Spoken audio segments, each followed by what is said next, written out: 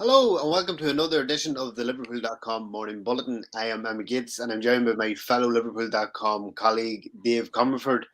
And Dave, we have the FA Cup semi-final coming up this weekend. Obviously, it's another game in which Liverpool and Man City clash off in a short space of time. What are your feelings leading into the game? How do you think Jurgen Klopp will prepare for the game? Do you think the midweek excursions with Benfica and Atletico Madrid will come into effect with both teams on Saturday? How do you see things panning out? Well, to start with the first element of the question in terms of Klopp's preparation, there was something interesting he said in his press conference yesterday about I think he said surprising City with how good we can be, and I think really he wants to see that kind of marked improvement. And he was talking about obviously analysing last week's game and implementing the lessons. And I think if you actually look back at the game, there was a sort of 10-minute spell after half time when Liverpool looked as good as they did in the whole match, really. And I think that sort of illustrated how effective, obviously, Klopp had been with his halftime team talk. And I think the message would have been almost to just calm down and be confident and kind of believe in what you're doing. Because one of the things I wrote before the game on the site was that Liverpool's best football at Man City has been played when they've played without fear. And in the first sort of 10 minutes of the game, that fear was there. You couldn't deny it. And it had been there in previous Etihad games as well, like the Champions League second leg at the start and the 18-19 match. And I think you could see certain players, the occasion was getting to them. I'm hoping, even though it's at Wembley, which obviously is an even greater sense of occasion than you'd get at the Etihad for a league match. I'm hoping because it's on neutral ground that, those nerves might not be there as much. And obviously we've got the support of, I think, about 35,000 Liverpool fans there, hopefully. So I'm hoping that is an aid to us. And I think also one of the key things that he'll be talking about is just being safer with possession, especially playing out from the back. I think that is what leads to the corner where City score their second goal. Liverpool giving the ball away from a short Alisson goal kick. So I think those will be the two big things, or they certainly will be for me in terms of preparation, those points to emphasise. In terms of the second bit of your question, and the Champions League, obviously Klopp took a gamble with his team selection for Benfica, made a lot of changes to the side. So Liverpool, fatigue-wise, should be okay, and they've earned that luxury. I think with the comfortable win in the first leg, it did give Klopp the chance to rotate. As for Man City, obviously we saw them. They didn't get taken to extra time in the end. They nearly did, but they were involved in what was kind of. I didn't actually get a chance to see the game, obviously, because Liverpool were on at the same time, but it seemed maybe a bit more attritional and a bit of a war. I think that's certainly what broke out towards the end of the game. So whether that has taken more out of them, I don't know. Obviously, I'd hope so.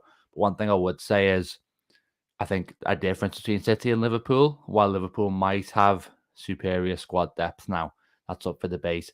But I think one thing you can say is the levels of the players that City have are maybe still a little bit closer, so they can afford to make changes to the side without maybe suffering too much of a drop in quality. I think that's what Pep routinely does. So it wouldn't be something I'd be banking on and maybe making me feel more confident coming into it, because I think they'll probably be able to cope okay with that. Yeah, well, I mean, I think if I watched the last 15 minutes of the Man City Atletico game, which was kind of the best 15 minutes to watch of Yeah. the two legs, but um, Man City were not, I wouldn't say on the ropes, but Atletico were going for it at that point, and City were definitely given a tougher challenge than Liverpool were over the course of the 180 minutes. So you would like to think that would have some effect going into Saturday's game, and the fact that Jurgen Klopp changed seven players for the Benfica game. Do you feel that we will see many of the same players that played against Benfica on Wednesday night on Saturday, or do you think it'll be more or less a completely different team? Well, I think it'll be based on the team that we saw last weekend rather than the team we saw in midweek. So in terms of sort of changes, that'd be my kind of reference point. In terms of players who could play both, one I'm looking at is probably Ibrahima Konate, because obviously Matip started on Sunday against Man City, started again on Wednesday against Benfica. So can you ask Joel Matip to play on Saturday as well, and then essentially play 3 90-minute games in the space of 6 days? That would, to me, be at odds with the sort of player protection and the way we've managed Matip over the course of the season, which, it's mid-April now, has worked really well so far. Is there any reason to change that now, especially with so many more games to come? I don't think so. And obviously we do a sort of team selector on the site ahead of the games, and I've actually gone with Konate in my side for that reason, really. And it's not a reflection on performances at all, because I actually thought that Matip was one of the standout players for Liverpool last weekend. Maybe it was a bit ropey in the first half, like the entire defence, really. But second half, I thought he was kind of a rock, to be honest. And without him, we could potentially have lost that game, because he came up with some crucial interventions.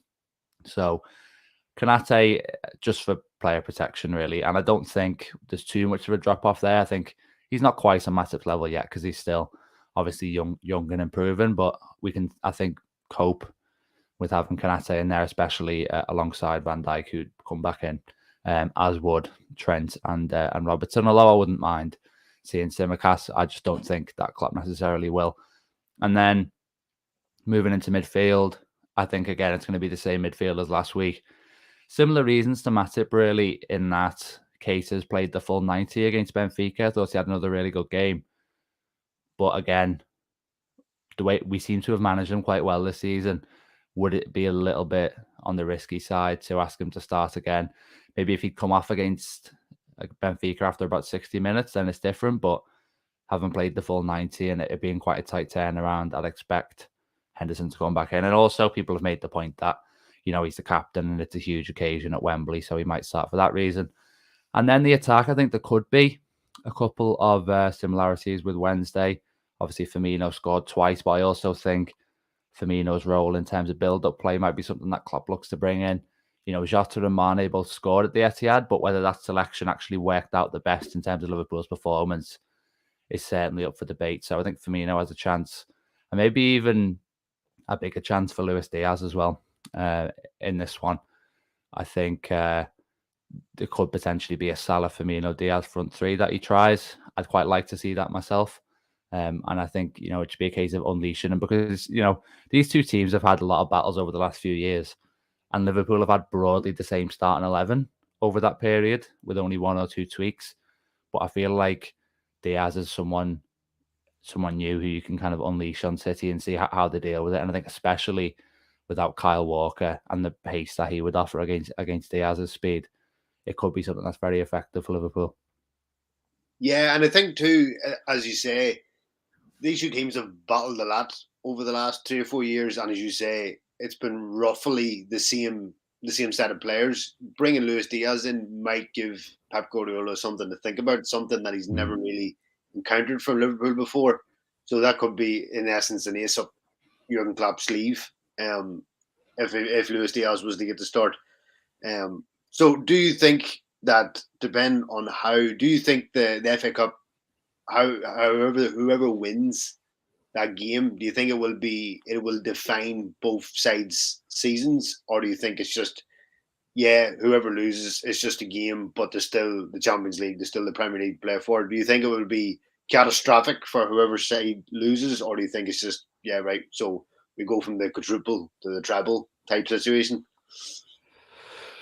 It's a difficult question, really, because I think it would be quite deflating for us to lose the game as a team and as a fan base, in a way, because we've been dreaming about this quadruple, and to have that dream, whether we think it's realistic or not, to have that dream dashed would be a bit of a blow, I think.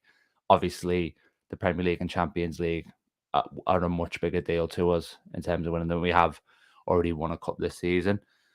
You can talk maybe about whether there's a psychological advantage at play here, in terms of whoever wins the game might have that. But I don't know, to be honest. I think the fact that Liverpool play Manchester United on Tuesday means that they can quickly move on from this game. So if they win the game, obviously they'll be able to carry a lot of momentum and confidence into it. But also, I think it's almost an ideal game to refocus and put it behind you if they do lose. So I think that could almost, in a strange way, be helpful. But yeah, we'll see. One thing I do think is that, there's been nothing to separate these two sides all season. I think there's a strong possibility this game goes to 120 minutes, as much as Liverpool fans probably don't want to hear that. So yeah, I think it could be quite a taxing one. So I think that's probably the main thing I'm looking at, is how much it kind of takes out of the players, especially because, with it being United, we probably can't afford to make too many changes to that, sort of core starting 11. So yeah, there's definitely a few considerations, sort of psychological and fatigue wise, to consider in terms of how this game will impact things going forward. Okay, Dave, one last question. Going to put you on the spot. Who's going to win on Saturday? I've gone for Liverpool, but on penalties. On penalties? Oh, Yeah. so it's going to go the distance then. Yeah, well, the League Cup final was difficult enough, and obviously last Sunday went on for about 3 hours, it felt like. So I think it's going to be another slightly painful one, but hopefully we'll have that release at the end, yeah. Good stuff, Dave. Good stuff. That's it for today's bulletin. Be sure to check out the website for all the latest content, and the YouTube channel for all the latest visual content. Dave and myself will be writing articles throughout today, so we make sure to check them out, and we will see you soon.